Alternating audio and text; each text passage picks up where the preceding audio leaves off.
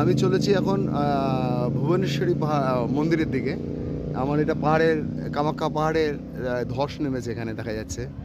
তো এই এই হচ্ছে এইখান দিয়ে পুরো ধসটা নেমে পাথর ভেঙে নিচে পড়ে গেছে, গাছ ফাছ উপড়ে দেখা যাচ্ছে ধস নেমেছে। আমার দূরে ওই ব্রহ্মপুত্র নদী গাছের ফাঁকা দিয়ে দেখা যাচ্ছে। সন্ধে আসছে। অ্যাকচুয়াল আমি এসেছি এখানে নরকাসুরের বাড়ি খুঁজে বের করার জন্য। এই ফাঁকা দিয়ে দেখা যাচ্ছে গাছের ফাঁকা থেকে।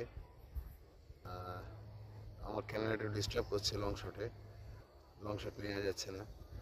তো আমি যাচ্ছি এই উপরে ভুবনেশ্বরী মন্দিরের দিকে। অ্যাকচুয়ালি আমি নরকাসুরের বাড়ি খোঁজার চেষ্টা করছি, যে নরকাসুরের বাড়িটা কোথায়। সেটা আমি এখন খোঁজার চেষ্টা করছি। আমার দূরে দেখা যাচ্ছে সেই মাঝখানে, নদীর মাঝখানে উমানন্দ। একদম এইখানটা দেখা যাচ্ছে উমানন্দ। এই এই এই এই এই যে উমানন্দ ঠিক এইখানটায়, এই যে উমানন্দের মন্দির। এইখান থেকে কামাখ্যা দেবী এই পাহাড়, ওই পাহাড়ে হচ্ছে ওখানে বসে সাধনা করেছিলেন উমানন্দ। ঠিক আছে, আমি উপরে যাচ্ছি, গিয়ে দেখছি নরকাসুরের বাড়ি খোঁজার চেষ্টা করছি। তবে খবর পেয়েছি কোচবিহারের রাজার বাড়ি আছে।